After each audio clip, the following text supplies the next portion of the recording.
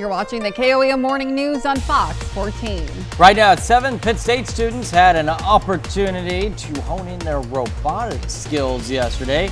KOAM's Melissa Alexis has more.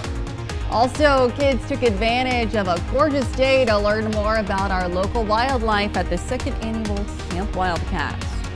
And we've got some partly to mostly cloudy skies out there this morning. What's left of Beryl still having an impact on weather for at least some of us. We'll take a look at the forecast, get you out the door coming up. The 4 states' most watched news starts now. Good morning and welcome to the KOAM Morning News on Fox 14. I'm Elise Noe. And I'm Chris Warner. Just after 7 o'clock on this Tuesday morning. It's now Tuesday. We're making our way through the first full week back to work after what some folks had a long holiday weekend. A long holiday weekend, a second full week of July already. Can't believe it. And the dog days of summer are just about, ramping up again. Yeah, in a sense, for us, from our perspective, what was Hurricane Beryl helped bring in some cooler weather, some heavy rainfall, which gives us a break from the heat. Unfortunately, Beryl doesn't last forever. It's going to begin to roll away, and that's going to let that summertime heat come back. We'll talk about all that here in just a minute. We'll worry about that later, but first, some interesting things going up in Pittsburgh. Yes, technology is increasingly important in this digital world. And yesterday, students at Pitt State's robotics camp got to hone in their robotic skills. KOAM's Melissa Alexis has more. We try to innovate ways to actually make this fun and exciting for them. A big part of it is the fact that since we use the Lego platform, that does help the kids interact with it pretty well on that. Pitt State's Summer Robotics Camp is introducing middle school students to STEM at an early age. The students not only get to have fun and be creative, but learn valuable skills for their future. Doing basic robotics to do kind of fun tasks, but we try to help them be able to figure out how these skills will engage beyond the classroom into their lives as they go on. The 5-day program is a series of hands-on workshops held at a lab. It's hands-on. Like, you get to build and build and build, and you get to meet new friends in it. It costs $115 to attend the camp, where kids will learn programming, robotics, and electromechanics, skills that some kids don't get to learn until they get to college. The students here are being able to get sort of a head start towards moving on to different areas. We have a lot of kids who, once they've gone through our program, they'll go on and they'll do different robotics clubs in their middle school, high school, or even into the college levels. Phillips says having a head start on learning robotics will have a huge impact on the students' future careers. If this had been available back when I was a kid, back in the 80s, I definitely would have done this. Phillips says his hope for the program is to spark an early passion for STEM. Reporting in Pittsburgh, Melissa Alexis, KOAM News. The robotics camp will conclude on Friday with a robotics competition. Certainly very cool. And like he said, if something like that had been going on even back when I was in school, it would have been very neat. I mean, we had some things, but it's more embraced now, especially with the inclusion of STEM. And you had to be like in special clubs and things like that to do this. Now it's a little more widespread, a little more, it's almost an expectation of kids to have access to that. Well, we all have, or at least some of us have access to a little more rainfall today across the area.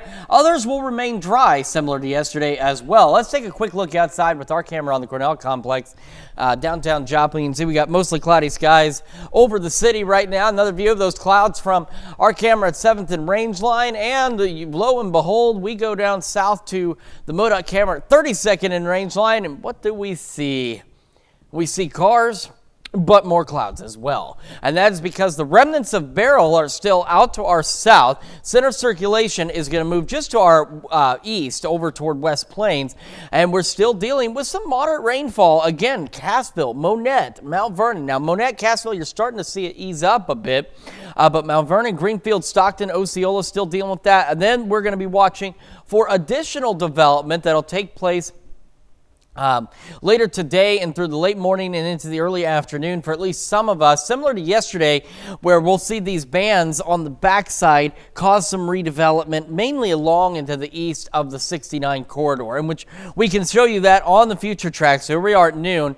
I think the better chances for any kind of additional pop-up storms would be like yesterday. It'll be a little later in the afternoon, early evening hours, but we could see some a little earlier than that. And as you see, for the most part, they're almost following like a large highway situated situated between 69 and I-49 as we head through the afternoon and evening. And as we go in the late evening and overnight, we'll all begin to clear out.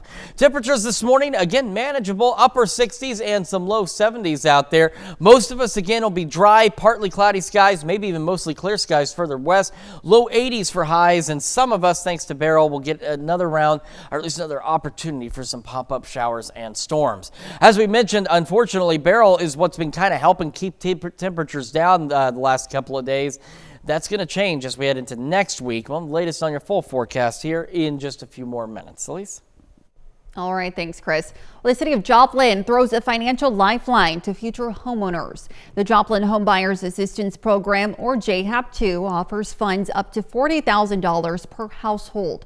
To qualify for the funds, potential homeowners must purchase a home within the city of Joplin, be a Joplin citizen, and have an annual income cannot exceed more than $93,000 a year. Yesterday marked the first of 3 grant-funded housing programs launched by the city this year to strengthen neighborhoods and boost investment. Well, it's always wise to invest in your citizens. They're the ones that we support. They're the ones who elected me to run on the city council and to become the mayor. So we want to turn around and invest in those citizens and help them achieve the American dream. The first round of JHAP launched after the 2011 tornado. The program will remain open as funding is available or until the application deadline closes in early 2026. Authorities say a pedestrian who was killed on I-44 yesterday might have been hit by more than one vehicle. The crash occurred around 4 yesterday morning in Ottawa County. Troopers responded to the report of a man lying in the inside lane of the westbound traffic. Investigators say a vehicle that stopped at the scene did not appear to be the first that hit the man, but the first vehicle is unknown. The victim has been identified as 63-year-old Edward Parker of Cuba, Missouri. He died at the scene. Newton County, Missouri authorities charge a man in a fatal hit and run from Friday night. Witnesses say a Dodge Dakota driven by Richard Taylor of Racine, Missouri went off the Douglas Fir Road near Loma Linda, Missouri and struck the victim, Sheldona Wood of Joplin. A BOLO was issued for the truck after it left the scene, and Newton County prosecutors have filed a number of charges against Taylor, including felony DWI, death of another person, and felony leaving the scene of accident. Some kids in Joplin enjoyed the great outdoors while learning about nature. Yesterday, the Wildcat Glades Nature Group hosted its 2nd annual Camp Wildcat. We sent photojournalist Ty Parks to check it all out. At the word, and you'll beat the drum. Round up the truth. So Camp Wildcat is a camp that we do. This is our 2nd annual for kids ages 7 to 14. This year they are learning all about rocks, they're learning about fishing skills, they're learning about park life and how to hike and enjoy nature. It's really important to connect kids to nature, and it's also important for them to get good outdoor skills. We also just want kids to learn about the park and enjoy it as well. But I put my hand on that, all the stuff came on it. You will survive. So they are learning about how to fish, they're learning about how to hike responsibly, how to be in nature, and how to respect nature. They are learning lots of different outdoor skills out here. Be thinking about what you're hearing, okay? Imagine that you're a bunny rabbit, right? And you're trying to listen for danger. You might be listening for your babies or something like that, okay? All right, so 3, 2, 1.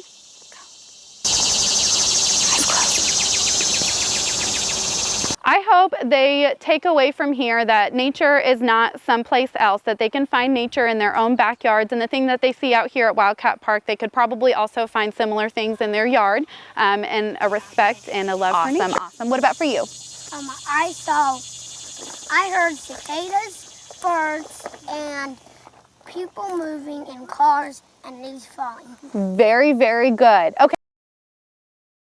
The camp runs through Wednesday, but required pre-registration. And those are our top stories this half hour. Coming up next, the Special Olympics of Southeast Kansas is searching for volunteers for the Southeast Kansas bowling competition. We'll hear from Olivia Ryan on how you can help.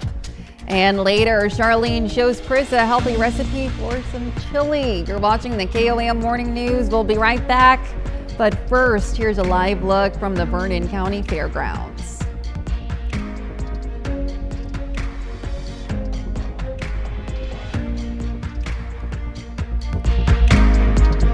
The Special Olympics of Kansas is in search of volunteers for their upcoming Southeast Kansas Regional Bowling Competition on July 16th. Olivia Ryan, the Southeast Region Director, is with us this morning to share how you can help and be a part of it. Welcome to you. Thank you so much for being with us. Thanks for having me. Absolutely. So can you talk to me just a little bit about Special Olympics for those who might not know and just the impact that it has on Southeast Kansas? Yeah, definitely. So Special Olympics Kansas has sports year-round for our athletes, and really our goal is to empower individuals with intellectual and developmental disabilities through sports.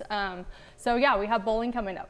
That's exciting. Can you talk to me a little bit about the bowling competition and what all your competitors look forward to as they, prepare to compete? Yeah, so they're preparing to compete on July 16th. We're up about 70 bowlers from last year, which is really exciting. Incredible. But the regional bowling is kind of the first step in order to go to state bowling, and then they can move on to other competitions. So our state bowling competition is in August, so this is kind of their first step to qualifying to those state competitions. So we're really excited that it's growing, and we're really excited for our athletes. Yes, that is really exciting. I'm sure they're looking forward to it, but you're also needed some volunteers for this event. So talk to me a little bit about the volunteer role and kind of how they play a part in the bowling competition that's going to be in, just a few days, I guess. Yeah, definitely. So we'll have 3 different flights filled with bowlers. What we're really looking for is for people to help on each of the lanes. Okay.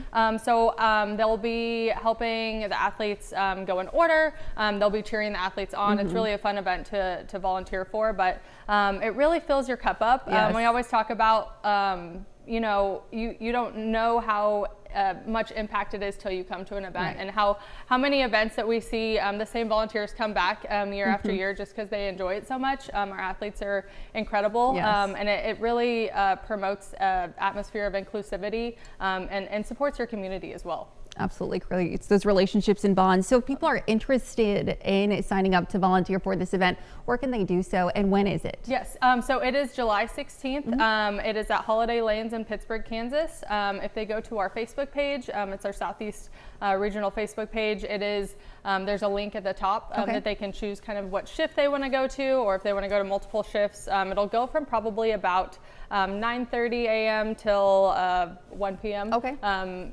So we're really, really excited for it. Absolutely. And if people might not be able to volunteer for this event, can they go somewhere else to look and see your upcoming events as well? We always post our events on our Southeast Facebook page. We have plenty of events coming up, and we're always looking for help. So we would love to see you there. Wonderful. Well, thanks so much, Olivia, for being with us this morning. If you'd like to help or learn more, as she mentioned, you can visit their Facebook page. Just search for Special Olympics Kansas Southeast Region, or you can call the number on your screen there. When we come back, we'll be back with the forecast.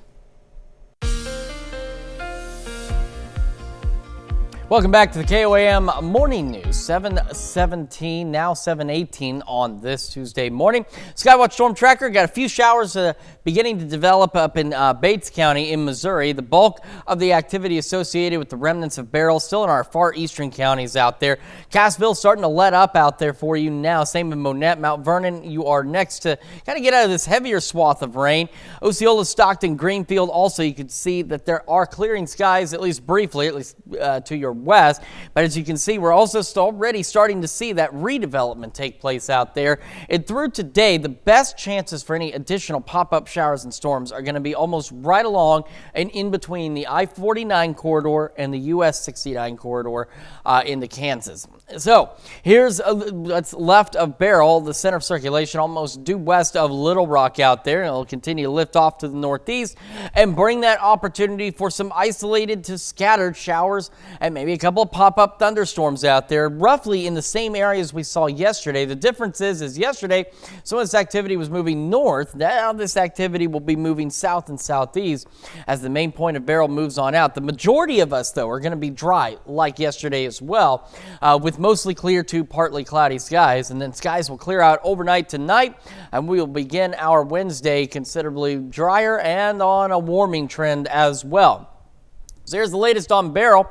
Again, this is not updated yet, and I have to find out why. But the center of circulation now is a little further northeast near Little Rock. This information's updated, though. Winds are down to 30, so this is now a tropical depression. It's about to become a subtropical storm here. Moving northeast at about 23 miles an hour. And by 1 o'clock this afternoon, the center of circulation near West Plains, just due east of our immediate area, which is why we're going to be just on the backside of the circulation. That's why we're already seeing some of those pop-up showers, and we could see a few more of those. And by 1 o'clock in the morning, it is now near Champaign, Illinois, on its way well out of our area. 69 in Joplin right now. Skies are mostly cloudy. East-northeast breeze at 6. Around the area, temperatures starting off pretty good. Mid-upper 60s and a few low 70s sprinkled in for good measure. If you've got things to get done, thanks to Beryl, we have stayed a little cooler here lately. In fact, even a little below average. Today's a good day to do that, because when I show you the 10-day, you're going to find out exactly why today is a good day to do that. Again, isolated, widely scattered showers, and initially the heavier rain for this morning east of the Interstate 49 corridor. Temperatures about the mid-70s. The further west you go, you'll be a little warmer. So we're talking Yates Center, Chanute, Independence, Coffeyville. Might be into the upper 80s today. The majority of us, though, partly cloudy, low 80s, and then again, 69 to 49. Could see some pop-up showers and thunderstorms this afternoon. Into the evening, the better chances for some pop-up showers and storms along that same corridor will be later this evening. We'll all clear out overnight and fall back into the mid-60s, and then the heat is on. We start to warm up, upper 80s tomorrow, low 90s on Thursday, mid to upper 90s heading into the weekend. Pop-up storms next week, and to accompany that comes the humidity and dangerous heat as we go back into the triple digits. That's a check of your forecast. We're back with more right after this. Welcome back to the KOAM Morning News. We've got our good friend Charlene Patton in the studio with us from Kansas Soybean Commission all the way down from Topeka. Thank you for joining us this morning. We've been doing some incredible recipes out of an incredible book that if people don't already have it, they can still get this book. We have a theme going this month because they're using tofu, and they're all the recipes from this book. Today we're doing turkey and chili with the tofu. This is turkey, and it's 1 pound of ground turkey that I've browned and cooked ahead of time with some bell pepper. And you could use whatever color you wanted, whether it's green or I used orange just so we could kind of see it a little bit better. It has a chopped onion in there and a little bit of garlic. So now I am going to add, this is chopped diced tomatoes that we've got there. We have 1 package of the frozen. We haven't cooked these yet. This is the edamame. We'll add that in there.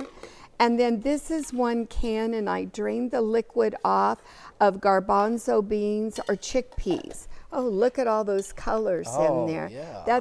And you know, we think, okay, here it's summer, but I thought this might, you know, we do have some cool days in the summer yet. Yeah, every so often we do. This might be a good recipe, though, that we're showing that you could tuck away for this winter and this fall. Oh, yeah, beautiful. Now we're going to add 1 cup of tomato juice to that, give it a little moisture. And then I have some tomato paste that's going to get that a little bit of bulk there and sauce to it, and give you another thing to stir in there. You're doing great. It's looking good so far. It smells pretty good too. And we have some Worcestershire sauce there that we're adding. And then this is kind of an interesting ingredient for chili, but it is 2 cups of plain soy milk. Okay. So I'm just going to add a little bit there, let you stir that in a little bit. You're getting a workout there, aren't you? I need the workout though. And add a little bit more to it. Talk about a healthy recipe. Yeah. This has got lots of great ingredients in it. Now we're going to add some more spices. We have cumin that we're adding, chili powder, some paprika, and then a little bit, this is 1/4 of a teaspoon, which isn't too much, of cayenne pepper there. Okay. Now when that gets to be nice and hot, and almost ready for serving, Then we're going to add some tofu to it. And I've just cubed it up. We'll add that. We're going to go ahead and add it so we can show it. There you go. And you know, tofu doesn't really have a flavor. It takes on whatever you mix it with, so it's going to kind of taste like the chili. Okay. And then when you actually serve it into a bowl, we've got some pepper jack cheese, or you can even put on some Greek yogurt that you can have that kind of will mellow out the spiciness of it. Well, it's looking pretty good so far, and can't go wrong with topping it off with maybe some shredded cheese there, especially for chili. So if folks want this recipe or any of the others, what do they need to do? They should call our 800 number, 877-KS-SOYBEAN, or go to our website at kansassoybeans.org. Be sure to ask for all of the July recipes that we're featuring.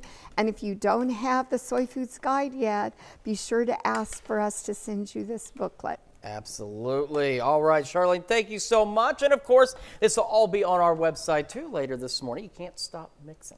At KOAMNewsNow.com. We'll be back with more of the KOAM Morning News right after this.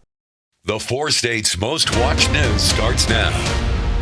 Welcome back to the KOAM Morning News on Fox 14. It's just coming up on 7:31. I'm Elise Snowy. An appellate court ends the criminal case against the former defense attorney of Northeast Oklahoma prisoned drug lord. Yesterday, the Oklahoma Court of Criminal Appeals dismissed the state's final appeal in the legal battle with Winston Connor, a prominent criminal defense attorney based out of Jay, Oklahoma. This ruling brings an end to a case that began in November 2018 when Connor was indicted on 10 charges, including racketeering, assault with a dangerous weapon, pandering, witness intimidation, distribution of controlled substances, and illegal communication with an inmate. The notorious Oklahoma drug lord, Slint Tate. In 2018, a federal judge tacked on 20 years to Tate's life sentence for operating a multi-state drug ring from prison, a drug ring that allegedly netted sales of up to $1 million a week. You can read more about both cases on our website at KOAMNewsNow.com. With the holiday weekend behind us, the countdown is on to the August 6th primary, and in Missouri, mail-in voting is already underway. Ballots in Missouri will include 2 proposed amendments to the state constitution. One amendment would make places that provide child care outside of the home exempt from property taxes. It's not clear how much that could impact local tax revenues. Amendment number 4 would allow the state legislature to require a city to increase the minimum funding for a police force established by a state board of police commissioners. This specifically would impact Kansas City's police force, which is the only police department governed at the state level. And Kansas has no amendments on the ballot, but a number of candidates want your vote for the U.S. congressional seat in the 2nd District. 5 Republicans and 2 Democrats are competing for their party's nomination.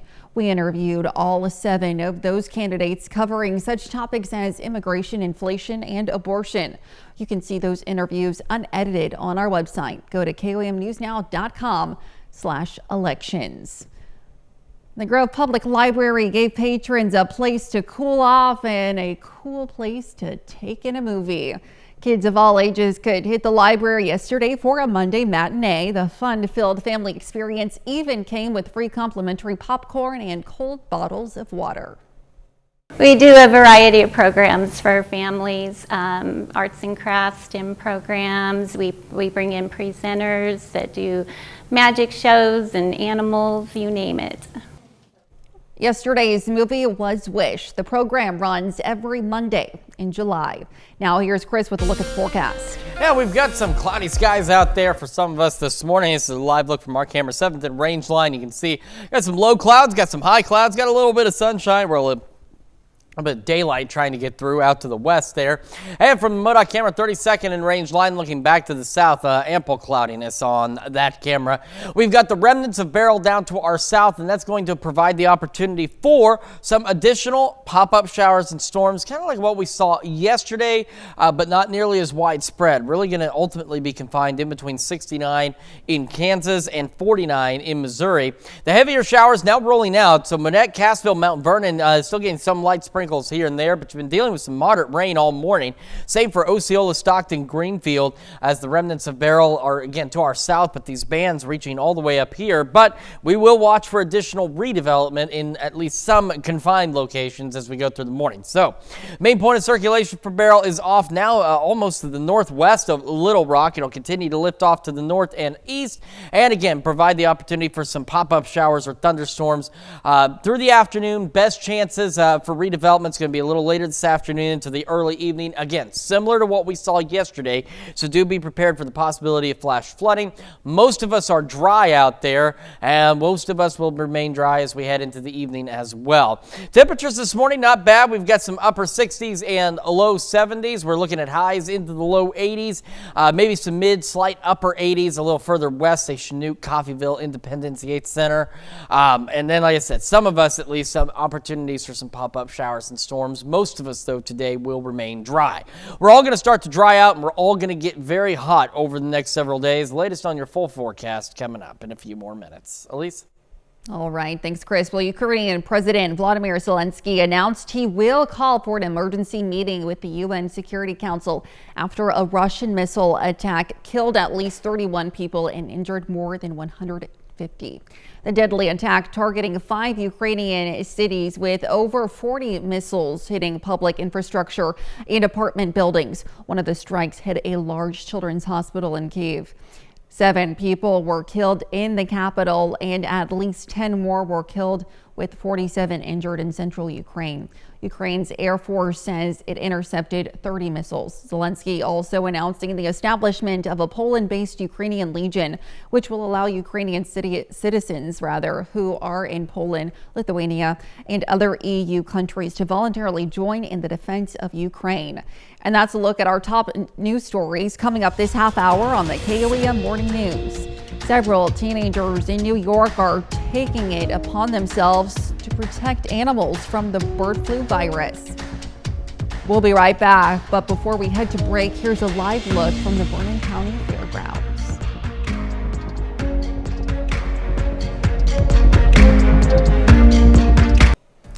In Consumer Watch this morning, a new report links massive economic losses to the COVID-19 pandemic.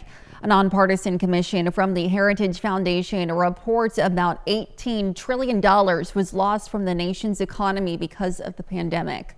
The report shows about $8.6 trillion of losses came from COVID deaths, and another $6 trillion account for chronic conditions from the virus.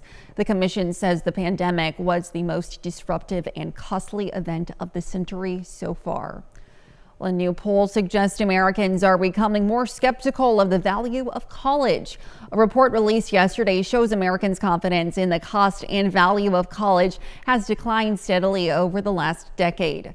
Almost a quarter of respondents say they don't believe students are being taught what they need to succeed. Experts say less enrollment in college could hurt labor shortages in different fields. If you just returned from a 4th of July trip, you were far from alone. Sunday was one of the busiest travel days of the year. Fox News correspondent Connor Hansen has more from New York.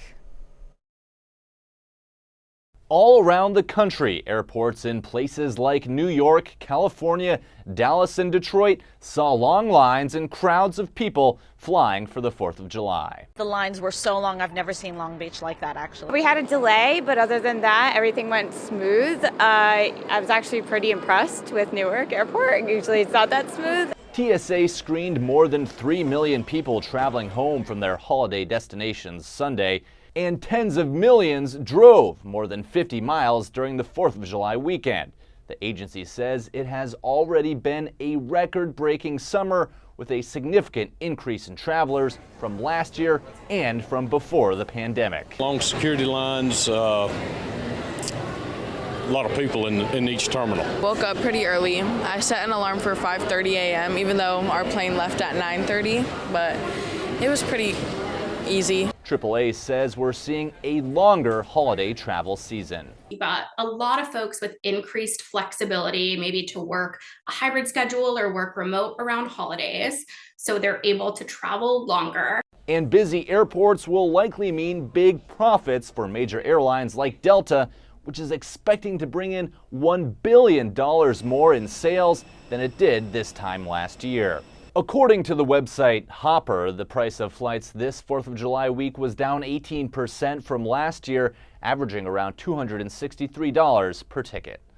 In New York, Connor Hansen, Fox News. That's it for Consumer Watch. Let's take a look at the market prices before the opening bell.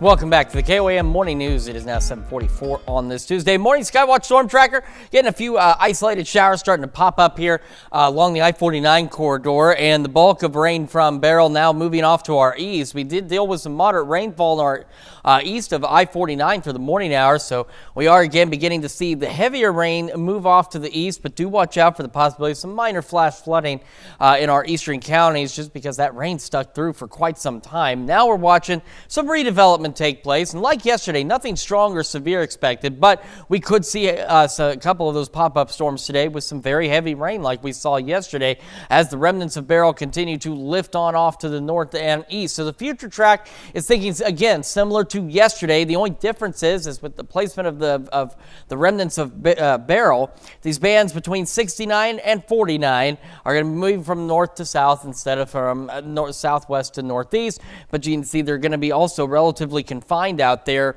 initially in between those two highways, and then eventually maybe a couple of pop-up showers to the east. The majority of us will be partly cloudy to mostly clear and dry once again today, and as we kick into Wednesday, everybody starts getting in on that. All right.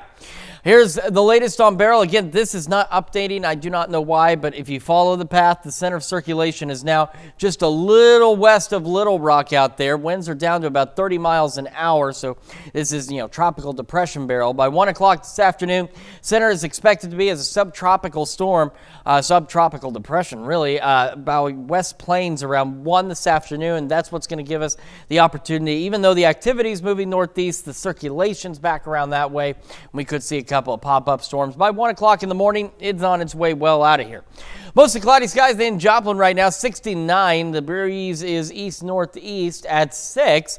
Around the area, temperatures are off to a reasonable start this morning, still hanging into the upper 60s and low 70s. So if you've got some things you need to do, now's the time to do it, because as we head into next week, the dangerous heat's going to return. Beryl's kind of helped out a bit, helped keep us cool a little longer, but it won't last forever. All right, got those heavier showers again east of I-49 through this morning. Then we'll have pop-up showers, a couple of thunderstorms east of 69. Again, the rest of us dry, mid-70s by 11. Highs today, low to mid-80s, except a little further west. So we mentioned, I think, Chanute, Coffeyville, Independence, the 8th Center, points further west could make the upper 80s out there, but the majority of us will be partly cloudy, low 80s. And, of course, some of us east of 69 could see a pop-up shower storm with the better chances later this evening. And then we all clear out, mostly clear overnight. And here's the part you do not want to see. So I'll do that as best I can. Now, unfortunately, you've already seen it. A little warmer tomorrow, much warmer on Thursday, low 90s. And then we head into the weekend. Dry, sunny, hot. Pop-up storms return, which also means the humidity returns. So we're talking back to dangerous heat index values as we head into next week. And our temperatures rise into the triple digits. That's Check Your Forecast. We're back with more right after this. Recent concerns over the spread of bird flu into dairy cattle and subsequently human dairy workers has made the work of one group of New York high schoolers even more important. Jesse Mitchell introduces us to the virus hunters who have their eyes on the ground to track a flu in flight. The New York City virus hunters are getting their hands dirty to find out which little birdies might be carrying a deadly disease. Strolls through Central Park spark excitement when this group finds a fresh splatter. Safety first. Mount Sinai and BioBus pay high school students as junior scientist interns who scoop up poop in search of sickness. Really, the most important thing is just making sure it's fresh, it's not dried up. As a haven for both local and migratory birds, Central Park is a unique study of an urban environment. We will look around to see what type of birds are surrounding where we collected the data, so like sparrows and robins. The project started in 2020 with support from the National Institutes of Health and aims to better understand how bird flu can adapt and fly between species. We want to make sure that we collect as much data as possible so we can actually assess that risk. As they take their samples back across the street to Mount Sinai's Kramer lab, the virus hunters mixed up a solution to start to see the differences in DNA with help from lead scientist Philip Mead. If we have something that's real, then we'll get the full genetic sequence, the whole genome. Mead says he's more worried about the spread among dairy cows than the jump to their handlers, as it's important to understand the potential for pets, especially in parks. Cows are more similar to humans than birds are to humans. The virus having extra time and basically reps to acquire adaptations for mammals is something that we really have to keep an eye on. Out of more than 1,900 samples collected over 1 year from feces, plus water where winged beings gather, and patients at the Wild Bird Fund, the virus hunters found H5N1 in 6 birds, including 3 geese and a sick chicken in Upper Manhattan. But none of the droppings proved to be positive for flu. Their research was recently published in the American Society for Microbiology's Journal of Virology. It's very cool what they're doing, and hopefully this research will help kind of get this figured out and be able to track it a little better. Absolutely. It's great to see what young minds can do, Yeah. especially when they come together and, bird flu, it's a really interesting thing that's going on right now. So it'll be interesting to see what they're able to And it's do. great that they're interested. Young kids are interested absolutely. in doing something unique. Well, let's take a look. Let's start with the future track. We're just going to kind of break down one more time our opportunities for some pop-up showers and storms. Similar to yesterday, we'll start seeing them mainly east of the 69 corridor as we head through the morning into the afternoon hours. They're going to be isolated to widely scattered at best, but mainly in this zone right through here as we head through the afternoon into the evening hours. And then as we go later tonight, we will begin to clear out, and we will be clear as we head into our Wednesday, as we start off with a wonderful Wednesday that's starting to get a little warmer, and then dangerous heat returns later next week. Our temperatures now, again, not bad this morning, upper 60s, low 70s. We've had some light rain showers out there, and we will eventually make the low 80s again, but east of 69, some pop-up showers and thunderstorms possible. No severe weather is expected with any of this activity, but everyone else is going to be dry, mostly clear, partly cloudy skies, and warm. Again, low 80s, and further west, as we mentioned earlier, say Chanute, Coffeyville, Independence, Yates Center could reach the upper 80s today. Dangerous heat does return to our forecast as we head into next week. We'll break down those details as well as the news you need to know right after this. Here's a check of today's top headlines, the news you need to know before you head out the door. Oklahoma troopers responded to a report of a man lying on I-44 in Ottawa County yesterday morning. 63-year-old Edward Parker of Cuba, Missouri was pronounced dead at the scene. Parker was found lying in the westbound lane, and it's suspected that Parker may have been hit by more than one vehicle before authorities were called. An appellate court ends the criminal case against the former defense attorney Winston Connor. This ruling brings an end to a case that began in November 2018 when Connor was indicted on multiple charges related to the notorious Oklahoma drug lord Slinky Tate. You can read more about both cases on our website at KOAMNewsNow.com. And again, some of us, especially east of the 69 corridor, could see some pop-up showers or storms later this afternoon into the evening. Similar to yesterday, no severe weather. The majority of us dry, mostly clear, partly cloudy, and low to mid 80s across the area. A few of those isolated showers and storms, slightly better chances later this evening. Then those will clear out. All of us going mostly clear overnight back into the mid 60s. And then we start to warm up just slightly Wednesday and Thursday. And as we head into the weekend and next week, temperatures really take off. We go back to summertime levels into the triple digits, and with pop-up storm chances, that also means humidity levels will be up there. So we're watching that potential for dangerous heat to return to the 4 states as well. So enjoy today while you can. Absolutely. Next This week does not sound fun. Not at all. All right, the Savannah Bananas continue to redefine the game of baseball. In last Friday's game, all 7 Banana fielders come to the mound for a conference, and then they all line up as to pitch. Well, only one does throw the pitch, which ends up being a called ball. But later, Eric Jones Jr. hit a home run, and the team brought out a table and ladder, and Eric Jones Jr. slams himself through the table. That's an interesting team. Well, I want to see this. Yeah, here we go. There's that ladder. What is it Okay. with this team? Like, nope, okay, here we go. I thought it was going to stop. Is it? Come on. We only have a few seconds. Come on, do it. Oh, there you go. All right. Well, that's note. an interesting team to say the least. Thanks so much for letting us put the good in your morning. We're back today at noon. Have a great morning.